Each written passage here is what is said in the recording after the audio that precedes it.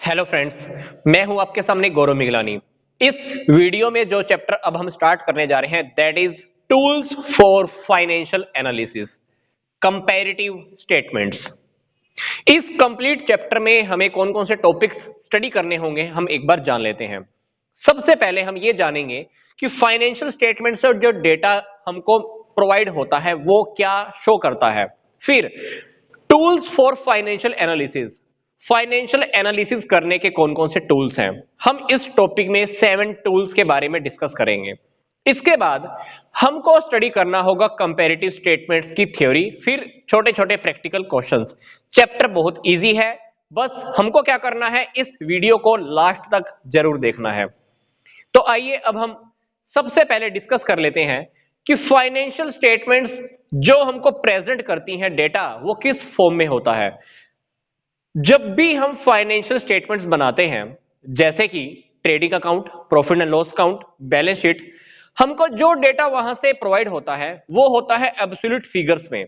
मतलब हमको ये तो पता लग जाता है कि एसेट्स कितनी है, लायबिलिटीज कितनी है, हमारा प्रॉफिट कितना है, हमारा लॉस कितना है, सेल कितनी हुई, एक्सपेंसेस कितने हुए, ये तो पता लग जाता है। पर फाइनेंशियल स्टेटमेंट्स के बिहाफ पर हमको ये नहीं पता लग पाता कि हमारी अर्निंग कैपेसिटी कितनी है, पहले से ज्यादा अच्छा कमा रहे हैं या हम डाउन पोजीशन में जा रहे हैं, हमारी लिक्विडिटी कितनी है। लिक्विडिटी का मतलब होता है कि क्या हम करंट एसेट्स में से करंट लायबिलिटीज की पेमेंट कर पाएंगे, हमारे पास लिक्विड एसेट्स कितनी है, एब्सोल्यूट लिक्विड एसेट्स कितनी है, हमको ये पता नहीं लग पाता। हमें यह भी नहीं पता लग पाता कि हमारी फाइनेंशियल साउंडनेस कितनी है, मतलब हम फाइनेंशियली कितने स्ट्रांग हैं, क्या हम लोगों को टाइम पर इंटरेस्ट पे कर पाएंगे, क्या हम लॉन्ग टर्म लायबिलिटीज की पेमेंट आसानी से कर पाएंगे। तो फाइनेंशियल स्टेटमेंट्स जो डेटा हमको प्रोवाइड करती हैं उसके बिहाफ पर हमको एब्सोल्यूट फिगर्स तो मिल जाते हैं, पर इन बातों के बारे में हमको नहीं पता लग पाता। मतलब फाइनेंशियल स्टेटमेंट्स के बिहाफ पर जिन लोगों को इंफॉर्मेशन लेनी होती है, उन यूजर को ये सारी बातें अगर हम आसानी से समझाना चाहते हैं तो हमको क्या करना होगा, फाइनेंशियल एनालिसिस की हेल्प लेनी होगी। जब भी हम फाइनेंशियल एनालिसिस करते हैं, पूरा गहराई से अध्ययन करते हैं इन स्टेटमेंट्स को लेकर, तो क्या होता है, डेटा अब हमारे पास सिंपल फॉर्म में आ जाता है। अब वो हम आसानी से खुद भी समझ सकते हैं और दूसरों को भी आसानी से समझा सकते हैं। मतलब कहने का क्या है कि फाइनेंशियल स्टेटमेंट्स में से जो डेटा आता है हमारे पास, हम तो हो सकता है कि समझ जाएं, पर ज्यादा गहराई से अध्ययन, ज्यादा गहराई से बातें हम फिर भी नहीं जान पाते। तो उसको सिंपल फॉर्म में कन्वर्ट करना, उसको इस तरह से बनाना, प्रेजेंट करना ताकि उसको कोई भी समझ पाए, इस काम के लिए हमको फाइनेंशियल एनालिसिस की हेल्प लेनी होती है। तो आइए अब हम सबसे पहले फाइनेंशियल एनालिसिस के कौन कौन से टूल्स हैं ये डिस्कस कर लेते हैं। सबसे पहले है हमारे पास कंपैरेटिव स्टेटमेंट्स। कंपैरेटिव स्टेटमेंट्स में क्या होता है, हम ये छोटी सी बात जान लेते हैं। कंपैरेटिव स्टेटमेंट में मान लीजिए हम 2019 का डेटा लिखें और 2020 का डेटा लिखें। मान लीजिए 2019 में मेरे पास 5 लाख की सेल थी, अब हो गई 10 लाख की सेल। अब दोनों में अगर मैं कंपैरिजन कराऊं तो अमाउंट में कितना इंक्रीज हुआ है, 5 लाख, क्योंकि 5 लाख और 10 लाख का डिफरेंस कितना आ गया, 5 लाख। अब मुझे क्या करना है, इस अमाउंट को पीछे वाले साल से कंपैरिजन कराना है। 5 लाख को अगर मैं 5 लाख से कंपैरिजन कराऊं, मैं पहले ये वाला 5 लाख लिख रहा हूं, अब मैं पीछे वाले साल वाला 5 लाख लिख रहा हूं, परसेंटेज के लिए मैं 100 कर रहा हूं। तो मुझे पता लग गया कि इस साल से इस साल में आते हुए मेरे पास सेल्स में 100% की इंप्रूवमेंट हुई है, क्योंकि यहां सेल मैंने कितने की थी, 5 लाख, अब कितनी की, 10 लाख। दोनों में चेंज कितना है, 5 लाख। 5 लाख को मैंने 5 लाख से कंपैरिजन करवाया, 100 से मल्टीप्लाई किया परसेंटेज निकालने के लिए, तो मुझे पता चला कि मेरी सेल अब की बार 100% और इंक्रीज हो गई है। मतलब कहने का क्या है, कंपैरेटिव स्टेटमेंट में हम 2 ईयर्स के डेटा को आपस में कंपैरिजन कराते हैं, एब्सोल्यूट फिगर निकालते हैं, उसकी कंपैरिजन कराते हैं, परसेंटेज फॉर्म में आंसर निकाल देते हैं। यही टेक्निक हमको बैलेंस शीट में और यही टेक्निक हमको प्रॉफिट एंड लॉस स्टेटमेंट में फॉलो करनी होती है। क्या 2 ईयर्स के डेटा को हम आमने सामने लिखेंगे, थर्ड कॉलम में हम अमाउंट निकालेंगे, फोर्थ कॉलम में हम परसेंटेज निकालेंगे, बस यही है कंपैरेटिव स्टेटमेंट। नाम देखिए अब इसका क्या है, इसका नेम देखिए, कंपैरेटिव स्टेटमेंट। मतलब मैंने क्या किया, 2 सालों की स्टेटमेंट्स को मैंने कंपैरिजन कराया, अमाउंट आया, परसेंटेज मैंने निकाल दिया। मतलब हमें यह पता लग जाता है कि एक साल से दूसरे साल में आने तक या लास्ट में हमारे पास एसेट्स में कितना चेंज हुआ, लाइबिलिटीज में कितना चेंज हुआ, परसेंटेज के अंदर देखें तो एक्सपेंसेस कितने इंक्रीज हो गए। तो ये सारी बातें हम बहुत अच्छी से गहराई से एनालाइज कर पाते हैं। तो ये है हमारा कंपैरेटिव स्टेटमेंट। कंपैरेटिव स्टेटमेंट के बाद जो हमारा दूसरा टूल है वो है common size statement. Common size statement के अंदर क्या होता है, मान लो ये मेरे पास डेटा गिवन है प्रॉफिट एंड लॉस का, तो मैं क्या करूंगा, जितनी भी आइटम है इन आइटम्स को मैं क्या करूंगा, उसी ईयर की टोटल सेल्स से कंपैरिजन कराऊंगा, टोटल सेल्स के साथ मैं कंपैरिजन कराऊंगा। मतलब मैं ये देखूंगा कि ये एक्सपेंस सेल्स के कंपैरिजन में कितना परसेंटेज है। इसके अंदर क्या करना होता है, मान लो मेरे पास 2 सालों का डाटा गिवन है, मैं क्या करूंगा, 2019 के डेटा को 2019 के डेटा से ही कंपैरिजन कराऊंगा, 2020 के डेटा को 2020 के डेटा से ही कंपैरिजन कराऊंगा। कॉमन साइज स्टेटमेंट का जब हम टॉपिक स्टडी करते हैं तो हमको बैलेंस शीट भी कॉमन साइज स्टेटमेंट में बनानी होती है, बैलेंस शीट भी कॉमन साइज स्टेटमेंट की फॉर्म में बनानी होती है। जो statement of profit and loss होता है वो भी हम कॉमन साइज स्टेटमेंट में कन्वर्ट करते हैं। मतलब जब हम प्रॉफिट एंड लॉस बनाएंगे, statement of profit and loss बनाएंगे, तो उसमें हर एक आइटम को हम किससे कंपैरिजन कराएंगे, टोटल सेल्स के साथ। इसी तरह से जब हम बैलेंस शीट वाला कॉमन साइज स्टेटमेंट बनाएंगे तो बैलेंस शीट में क्या करना होता है, हमें टोटल एसेट्स के साथ एक एक एसेट को कंपैरिजन कराना होता है, इसी तरह से एक एक लायबिलिटी को हमको टोटल लायबिलिटीज के साथ कंपैरिजन कराना होता है।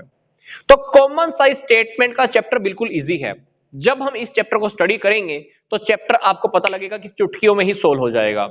रियलिटी में जो चैप्टर कंपैरेटिव साइज स्टेटमेंट है, ये चैप्टर भी चुटकियों में सोल्व होने वाला है, क्योंकि हमको कंपैरेटिव साइज स्टेटमेंट के अंदर क्या करना होता है, 2 ईयर्स को आपस में कंपैरिजन कराना होता है, जबकि कॉमन साइज स्टेटमेंट में हमें उसी साल के डेटा को उसी सेल की टोटल सेल से, या बैलेंस शीट है तो टोटल एसेट्स या टोटल लायबिलिटीज के साथ कंपैरिजन कराना होता है और हमको चेंजेस के बारे में पता लग जाता है।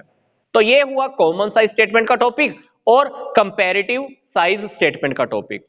अगर आप इन टॉपिक्स को बहुत अच्छे से और स्टडी करना चाहते हो तो हम थोड़ा वीडियोस में और आगे समझेंगे। अब चलते हैं हमारे थर्ड टॉपिक की ओर, that is trend analysis. Trend analysis के अंदर क्या होता है, हमें हमारे बिजनेस के ट्रेंड का पता चल जाता है कि हमारा बिजनेस उठ रहा है या गिर रहा है, हमारे प्रॉफिट इंक्रीज हो रहे हैं या खर्चे इंक्रीज हो रहे हैं, या प्रॉफिट गिर रहा है या खर्चे गिर रहे हैं, तो हमें हमारे ट्रेंड के बारे में पता लग जाता है। ट्रेंड एनालिसिस का हम यूज कब करते हैं, जब हमको एक से ज्यादा सालों का कंपैरिजन कराना होता है। मान लो मेरे पास 4 सालों का डाटा गिवन है, तो मुझे 4 इयर्स के डेटा को आपस में कंपैरिजन कराना है, तो मैं क्या करूंगा, मान लो मेरे पास 2017, 2018, 2019, 2020 4 सालों का डाटा मेरे पास गिवन है, तो मैं क्या करूंगा, 2017 के बिहाफ पर 2018 को भी 2017 से कंपैरिजन कराऊंगा, 2019 को भी 2017 से कंपैरिजन कराऊंगा, 2020 को भी 2017 से कंपैरिजन कराऊंगा। तो 2017 के बिहाफ पर मुझे यह पता चल जाएगा कि मेरा ट्रेंड क्या है मेरे बिजनेस का। मतलब ट्रेंड एनालिसिस के अंदर हम 2 से ज्यादा ईयर्स का डेटा आपस में कंपैरिजन कराते हैं। एक साल को हम बेस ईयर बना लेते हैं और बाकी जितने भी ईयर्स है उसकी आपस में कंपैरिजन हो जाती है। ट्रेंड एनालिसिस का टॉपिक भी हमारा आगे स्टडी करने में आएगा, 1 या 2 क्वेश्चन हैं छोटे छोटे, हम तब समझ पाएंगे। इसके बाद है हमारा अकाउंटिंग रेशोज। अकाउंटिंग रेशोज के अंदर क्या होता है, हम काफी सारे रेशोज आइडेंटिफाई करते हैं, जैसे solvency ratio, liquidity ratio, turnover ratio, profitability ratio. ये चैप्टर ऑलरेडी हम कवर कर चुके हैं। तो अकाउंटिंग रेशोज की कंप्लीट प्लेलिस्ट मैंने आपको इसी वीडियो के डिस्क्रिप्शन बॉक्स में दे दी है, तो आप वहां से समझ सकते हैं। अकाउंटिंग रेशो के अंदर रियलिटी में होता क्या है, एक अमाउंट को दूसरे अमाउंट से कंपैरिजन कराते हैं और फिगर को हम रेशो के अंदर आइडेंटिफाई करते हैं। और कुछ रेशो तो ऐसे भी हैं जिसमें हमें आंसर परसेंटेज फॉर्म में आइडेंटिफाई करना होता है, that is accounting ratio. Accounting ratio के अंदर पता चल जाता है कि एक आइटम दूसरे आइटम के कंपैरिजन में कितनी टाइम्स हैं, या परसेंटेज की फॉर्म में या रेशो की फॉर्म में हमें पता चल जाती हैं। तो अकाउंटिंग रेशो का लिंक मैंने आपको इसी वीडियो के डिस्क्रिप्शन बॉक्स में दिया है, आप देखना चाहें तो देख सकते हैं। नेक्स्ट है cash flow statement. Cash flow statement के अंदर हम ये देखते हैं कि पिछले साल से इस साल में आते हुए, पिछले साल से इस साल के बीच में कैश का कितना इनफ्लो हुआ, कितना आउटफ्लो हुआ, मतलब कितना कैश हमारे पास आया और कितना कैश चला गया। कैश फ्लो स्टेटमेंट के अंदर हम तीन प्रकार की एक्टिविटीज को टोटल करते हैं। पहली होती है cash flows from operating activity, second cash flows from investing activity, third cash flows from financing activities. तीनों एक्टिविटीज के टोटल से हमें यह पता लग जाता है कि इस साल हमारे पास कितना कैश आया, कितना कैश चला गया। कैश फ्लो स्टेटमेंट का टॉपिक बिल्कुल इजी है क्योंकि कैश फ्लो स्टेटमेंट का पूरा एक कंप्लीट चैप्टर है। जब चैप्टर में चलेंगे तब हम इसकी पूरी डिटेल जान लेंगे। तो फिलहाल अभी हमको बस इतना ही याद रखना है, कैश फ्लो स्टेटमेंट के बेस पर हमें यह पता चल जाता है कि इस साल के दौरान हमारे पास कितना कैश आया और कितना कैश चला गया, हमारे पास कितना लॉस हो गया। ये सब बातें हमको कैश फ्लो स्टेटमेंट की बिहार पर पता लग जाती हैं। बात आती है कि funds flow statement. Funds flow statement हो सकता है कि आपके सिलेबस में ना हो, पर फिर भी हमें जान लेना बहुत जरूरी है। फंड्स फ्लो स्टेटमेंट के अंदर हमको क्या करना होता है, दो स्टेटमेंट्स के बीच में, 2 सालों की स्टेटमेंट्स के बीच में कंपैरिजन कराना होता है और हमको यह पता चल जाता है कि हमारे फंड्स कहां-कहां यूज हुए, कहां-कहां से फंड्स आए, कहां-कहां फंड हमारे यूटिलाइज हुए, वर्किंग कैपिटल के ऊपर कितना लगा हुआ है। ये सब बातें हमको फंड फ्लो स्टेटमेंट में पता चल जाती है। फंड फ्लो स्टेटमेंट्स के अंदर हमको एसेट्स की पोजीशन, लायबिलिटीज की पोजीशन, कुछ और बातें भी होती हैं काफी सारी जो हमें पता लग जाती है। Fund flow statement I think काफी साल पहले सिलेबस में हुआ करता था, अब हो सकता है कि आपके सिलेबस में ना हो, पर फिर भी फंड फ्लो स्टेटमेंट के बारे में हमें पता होना चाहिए। फंड फ्लो स्टेटमेंट सिंपल सी बात कि हमें फंड्स के बारे में बताता है, कितना फंड्स आए, कितने फंड्स गए। ये कैश फ्लो स्टेटमेंट से हटकर है। कैश फ्लो स्टेटमेंट में हम सिर्फ कैश की बात करते हैं, पर इसमें थोड़ा ऐसा नहीं है, थोड़ा सा हटकर है ये चैप्टर। इसके बाद अपने को क्या स्टडी करना है, ब्रेक इवन पॉइंट एनालिसिस। ये चैप्टर, ये टॉपिक आई थिंक आपके सिलेबस में नहीं है।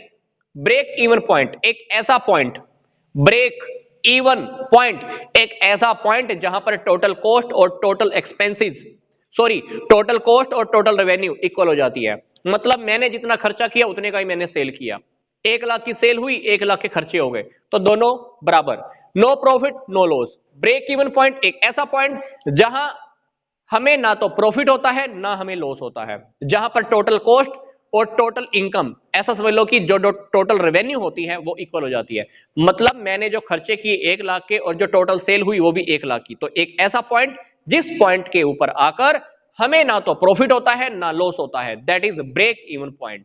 तो ब्रेक इवन पॉइंट रियलिटी में फाइनेंशियल स्टेटमेंट्स को एनालिसिस करने की बहुत ब्यूटीफुल टेक्निक है। आई थिंक आगे आपकी कुछ बड़ी क्लासेस में आपको स्टडी करने को मिलता है। तो फिलहाल हमारा टूल्स ऑफ फाइनेंशियल एनालिसिस का टॉपिक कवर हो चुका है। अब हम चलेंगे नेक्स्ट टॉपिक की ओर। जो नेक्स्ट टॉपिक हमको स्टडी करना होगा that is comparative statements. Comparative statements, जैसे कि हमें इसके नेम से ही क्लियर हो रहा है कि देखो हमको क्या रेडी करना है, कंपैरेटिव रेडी करना है। मतलब हमें कंपैरिजन जनरेट करना है। हमें इस स्टेटमेंट्स के अंडर में क्या करना होगा, एक तो कंपैरेटिव बैलेंस शीट रेडी करनी होगी और एक comparative statement of profit and loss ready करना होगा। क्वेश्चन में हमको जैसे गिवन होगा हमको वही रेडी करना होगा। बैलेंस शीट है तो balance sheet, profit and loss है तो प्रॉफिट एंड लॉस। तो सबसे पहले हम ये देख लेते हैं कि कंपैरेटिव बैलेंस शीट के अंदर हमको काम कैसे करना होता है। जब हम कंपैरेटिव बैलेंस शीट का फॉर्मेट बनाएंगे तो फॉर्मेट देखो ऐसा होता है। पहला कॉलम पार्टिकुलर्स का, सेकंड कॉलम जो यहां पर आपको ब्लैंक दिखाई दे रहा है इसके अंदर हम नोट नंबर लिखते हैं। जो मैंने यहां पर नंबर 2 डाला हुआ है इसके अंदर हम क्या करते हैं, प्रीवियस ईयर के डेटा को फिल करते हैं। कौन सा, पिछले साल का डाटा। इस कॉलम के अंदर हम इस करंट ईयर का डाटा, या लगा लो कि जो साल हमारा अभी खत्म हुआ है तो उसका डाटा मैं यहां पर फीड कर दूंगा। चौथे कॉलम के अंदर क्या होगा, इन दोनों के अंदर का कंपैरिजन मुझे चौथे कॉलम में फीड करना है। पांचवें कॉलम में क्या होगा, पांचवें कॉलम में हम परसेंटेज फॉर्म काउंट करेंगे। फॉर एग्जांपल हमको क्या करना है, मान लीजिए यहां पर एक फिगर है जो पिछले साल का है, वो मैं लिख देता हूं 5 साल। इस साल का फिगर है मेरे पास मान लो 10 लाख, मान लो पिछले वाले साल लायबिलिटीज थी 5 लाख, इस साल लायबिलिटीज है 10 लाख। दोनों के अंदर अगर मैं कंपैरिजन करूं तो डिफरेंस कितना आ रहा है 5 लाख, क्योंकि 10 लाख में से अगर मैं 5 लाख को माइनस कर देता हूं तो मेरे पास आंसर क्या है 5 लाख। तो इस फोर्थ कॉलम के अंदर मुझे एब्सोल्यूट फिगर फाइंड आउट करने होते हैं। पांचवें कॉलम में हम परसेंटेज कैलकुलेट करते हैं। हम क्या करेंगे, इसको प्रीवियस ईयर से क्या करेंगे, कंपैरिजन कराएंगे। तो सबसे पहले हम ये वाला 5 लाख लिखते हैं, फिर हम क्या करेंगे दूसरे नंबर पर इसके नीचे पीछे वाले साल का 5 लाख लिखेंगे। फिर मैं परसेंटेज निकालने के लिए क्या करूंगा, 100 से मल्टीप्लाई करूंगा, तो मेरे को यहां पे क्या पता लगा कि आंसर क्या आया 100%। तो इसका मतलब यह है कि इस साल से इस साल में जो इंक्रीज हुआ है वो 100% हुआ है। एक एग्जांपल मैं आपको और लेके दिखाता हूं। मान लीजिए यहां पर है मेरे पास 1 लाख, अभी हो गया 3 लाख, दोनों में डिफरेंस कितना है 2 लाख। तो 2 लाख को मैं क्या करूंगा 1 लाख से कंपैरिजन कराऊंगा, 2 lakh divided by 1 lakh into 100, percentage निकालने के लिए 100। तो यहां पर आंसर क्या आ गया 200%। तो मेरे को इस कॉलम में क्या करना है परसेंट लिखना है। तो सिंपल सी बात है, पीछे वाली वीडियोस में मैं आपको बैलेंस शीट बनाने का कंप्लीट फॉर्मेट समझा चुका हूं। जब हम कंपैरेटिव बैलेंस शीट बनाएंगे हमको बस सिंपल सी टेक्निक को फॉलो करना है। हमको यहां पर सबसे पहले लायबिलिटीज का डेटा फिट करना है। कंपनी का अकाउंट है तो आपको क्या करना है, इक्विटी एंड लायबिलिटीज, यहां पर हमारे जितने भी 3 हेड होते हैं हमको वही लिखने होते हैं। इसके बाद जैसे ही इक्विटी एंड लायबिलिटीज का टोटल हो जाएगा, इसके बाद हम नीचे क्या करते हैं एसेट्स के आइटम लिखते हैं। बस हमको क्या करना है, यहां पर पीछे वाले साल का डाटा, इस कॉलम के अंदर इस साल का डेटा, मतलब अपने को क्या करना है 2 ईयर्स के डेटा को यहां पर हमें फीड करना है, फिल करना है। फिर हम क्या करेंगे एब्सोल्यूट फिगर में निकालेंगे, फिर हम क्या करेंगे परसेंटेज के अंदर इसको कैलकुलेट कर देंगे।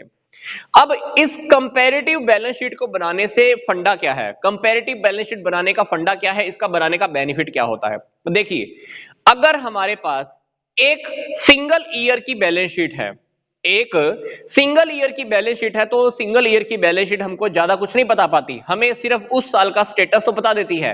पर जब हम 2 सालों की बैलेंस शीट्स को आपस में कंपैरिजन कराते हैं तो हमको पता लग जाएगा कि पिछले वाली साल इक्विटी कितनी थी, अब वाले साल कितना इंक्रीज हुआ, परसेंटेज में इंक्रीज कितना हुआ, लायबिलिटीज कितनी इंक्रीज हुई, एसेट्स कितनी इंक्रीज हुई।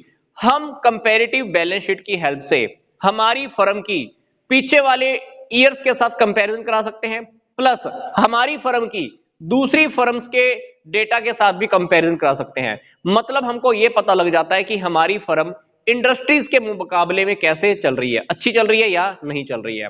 तो कंपैरेटिव बैलेंस शीट बनाने का बस यही बेनिफिट हमको हो जाता है, हमें ट्रेंड का भी पता चल जाता है, डाटा सिंपल फॉर्म में आ जाता है, कोई भी इसको आसानी से समझ सकता है। मान लीजिए यहां पर मैं पिछले वाले साल का डाटा फीड करूंगा, यहां पर इस साल का, तो यहां पर अमाउंट किस में आया डिफरेंस में आया। डिफरेंस क्रिएट करते ही कोई भी आसानी से समझ पाएगा कि रियलिटी में इस बिजनेस में क्या हो रहा है, ये बिजनेस ग्रोथ कर रहा है या डिक्लाइन स्टेट में जा रहा है। परसेंटेज फॉर्म में भी आप किसी को बता सकते हो कि हमारा बिजनेस पहले से 100% या 200% अच्छा चल रहा है। तो हमें अपने बिजनेस के डेटा को सिंपलीफाइड फॉर्म में प्रेजेंट करना है, तो comparative balance sheet comparative statement हमारी बहुत हेल्प करती हैं। फिर ये डेटा किसी को भी आप समझा सकते हो, हमारे अपने बिजनेस के ट्रेंड का पता चल जाता है, हमारे क्या स्ट्रॉन्ग पॉइंट है, कहां पर हम वीक हैं ये पता चल जाता है, बिजनेसेस की आपस में कंपैरिजन हो जाती है, हम फ्यूचर की फोरकास्टिंग भी आसानी से कर सकते हैं। तो ये था हमारा सिंपल सा topic, that is comparative balance sheet. अब हम देख लेते हैं कि हमें comparative statement of profit and loss कैसे बनाना है। इसमें भी हमें सेम टेक्निक फॉलो करनी है, बस फर्क क्या है, इसमें हमें प्रॉफिट एंड लॉस की आइटम फिट करनी होती है और इसके अंदर हम लायबिलिटीज और एसेट्स की आइटम फिट करते हैं। पर इसको भी फाइंड आउट करने का तरीका तो वही है, इसको फाइंड आउट करने का भी तरीका वही है। इसमें भी हम क्या करेंगे, यहां पर पीछे वाले साल के डेटा को फीड करेंगे, इसमें करंट ईयर, यहां पर एब्सोल्यूट फिगर, यहां पर परसेंटेज, मतलब जो टेक्निक हमने यहां पर फॉलो की वही टेक्निक हमको यहां फॉलो करनी होती है। अब बात आती है कि statement of profit and loss का फॉर्मेट क्या होता है। ये बात मैं आपको पीछे वाली वीडियोस में समझा चुका हूं, अगर आपके पास बुक है आप बुक की हेल्प लीजिए और बुक की हेल्प से आप इस टेक्निक के अकॉर्डिंग काम करेंगे तो प्रॉफिट एंड लॉस की स्टेटमेंट को बनाना हमारे लिए कुछ भी मुश्किल नहीं है। तो आप comparative statement of profit and loss आसानी से रेडी कर सकते हैं। बस क्या करना है, सबसे पहले हमको आइटम कौन सी फिट करनी होती है, रेवेन्यू फ्रॉम ऑपरेशन, उसके अंदर अदर रेवेन्यू, उसके बाद टोटल रेवेन्यू, उसके बाद हम एक्सपेंसेस, फिर उसके बाद एक्सपेंसेस को लेस कर देते हैं, फिर हमको टैक्स वगैरह निकालना होता है, टैक्स वगैरह घटा दो, फिर उसके बाद आता है प्रॉफिट आफ्टर टैक्स। ये सिंपल सी सीक्वेंस मैं आपको पहले भी बता चुका हूं, पर इस वीडियो का मोटिव, इस टॉपिक का मोटिव क्या था कि हमें यह पता चल जाए कि comparative statement of profit and loss कैसे बनानी है। मैं आपको फिर से एक छोटा सा एग्जांपल लेके बता रहा हूं। मान लीजिए पिछले वाले साल सेल थी हमारी 10 लाख, इस साल सेल है मान लो हमारी 30 लाख, तो दोनों में डिफरेंस क्या है, देखिए 20 लाख। अगर मैं 20 लाख को पीछे वाले साल से कंपैरिजन कराता हूं, 20 lakh divided by 10 lakh into 100 percentage में निकालने के लिए, तो यहां पर हमारा आंसर आएगा 200%। तो comparative statement of profit and loss बनाने से हमें यह पता लग जाता है कि हमारी सेल पीछे वाले साल से कितनी ज्यादा इंक्रीज हो गई है, हमारे एक्सपेंसेस बढ़ रहे हैं या कम हो रहे हैं, हमारा रॉ मटेरियल के ऊपर खर्चा कितना आ रहा है, ज्यादा आ रहा है कम आ रहा है। तो इसके अंदर क्या करना है, जितनी भी आइटम्स लिखनी है, हर आइटम को हमें आपस में डिफरेंस निकालना है, फिर यहां परसेंटेज, फिर यहां पर अगली आइटम आ जाएंगी, दोनों का डिफरेंस यहां पे, फिर परसेंटेज।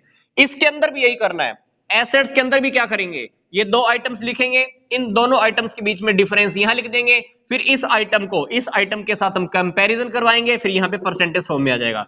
ये बातें मैं आपको ऑलरेडी यहां पर भी समझा चुका हूं और यही काम हमको इस फॉर्मेट में भी करना है।